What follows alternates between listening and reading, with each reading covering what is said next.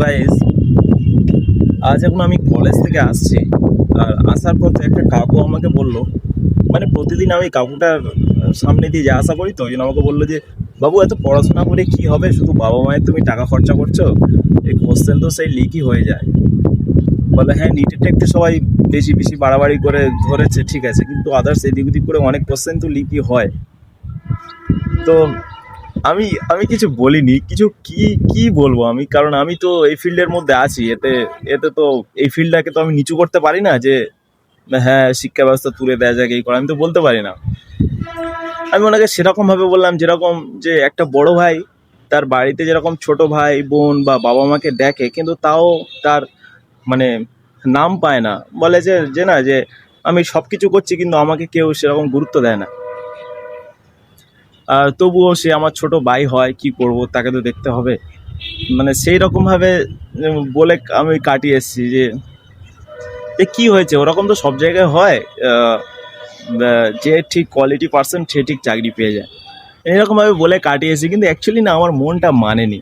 যে যে মনে মনে ভাবছি যে সত্যি আমাদের এত সরকার আসছে যাচ্ছে, কত কি হচ্ছে, কিন্তু এই ব্যাপারটা থামানো যাচ্ছে না। লাস্টে মনে হচ্ছে যে আহ, যে শিক্ষাটাকে নিয়ে এত যে চুরি করছে, যারা চুরি করছে তারা তো বড় বড় পদেরই পার্সন। তো তারার মধ্যে কেউ কেউ অনেক অনেক বড় মন্ত্রীও আছে, তারা অন্তত ছাত্রদেরকে চুরি জিনিসটাই শেখাক, যে কী করে চুরি করলে ধরা পড়বে না। কারণ অনেকে তো এখনো ধরা পড়েনি। অনেকে শিক্ষাটাকে নিয়ে চুরি করেছে, আদার্স যা কিছু আছে যেগুলো সাধারণ মানুষের নিত্য প্রয়োজনীয় জিনিস, তেল বা বালি টালি, যে অনেক কিছু সবাই চুরি করছে।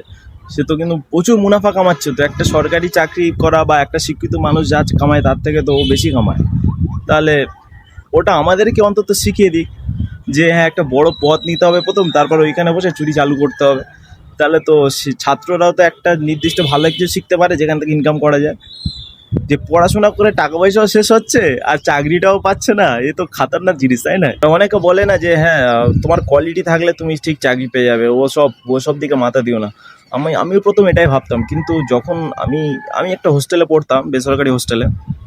সেখানে একটা একটা টিচারকে দেখতাম না, এমন করে পড়াতো গুছিয়ে গুছিয়ে, মনে হতো এই স্যারটা চাকরি পায়নি।